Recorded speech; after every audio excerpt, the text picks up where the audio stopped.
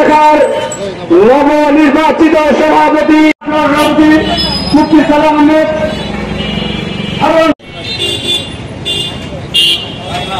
আসসালামু আলাইকুম ওয়া রাহমাতুল্লাহ। আলহামদুলিল্লাহ আউযু বিল্লাহি মিনাশ শাইতানির রাজীম। বিসমিল্লাহির রহমানির রহিম। পবিত্র মায়ের রমজানের পবিত্র রক্ষাতে আজকে আমাদের স্বাগত জানাচ্ছি। পবিত্র মায়ের রমজানকে আমরা প্রথমে স্বাগত জানাচ্ছি।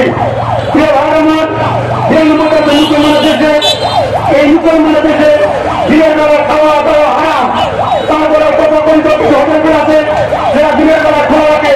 আমরা হোটেলের মালিক কিনে বলতে চাচ্ছি, কোন অবস্থাতেই হোটেলগুলি খোলা রাখা যাবে না।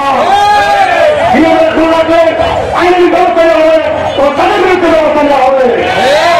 আমার আজকে মালিক সমিতিকে লক্ষ্য করে বলছি, খেয়াল রাখবেন আপনার কোন অবস্থার জন্য দিনের বেলা হোটেল খোলা না থাকে।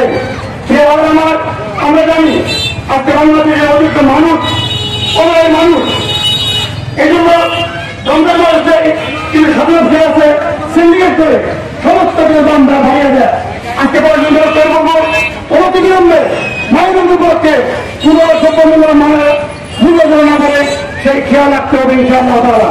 প্রিয় ভাই আমার, এগুলো প্রশাসন ইতিমধ্যে লক্ষ্য করছে অনতিবিলম্বে টিম করে প্রধানমন্ত্রী মিটিং কাম করে পুরো সমাজ করে সাতটি জানায় পুরো দ্রব্যমূল্যের নিয়ন্ত্রণ করা হয়, মূল্য যেন বৃদ্ধি না হয় এই খেয়াল রাখতে হবে।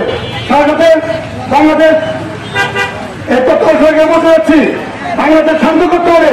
শান্তকে আজকে স্থানীয় চেয়ারম্যান, উপজেলা চেয়ারম্যান, ভাইস চেয়ারম্যান নাই, এই জন্য আমরা চাচ্ছি প্রথমে স্থানীয় সরকার নির্বাচন।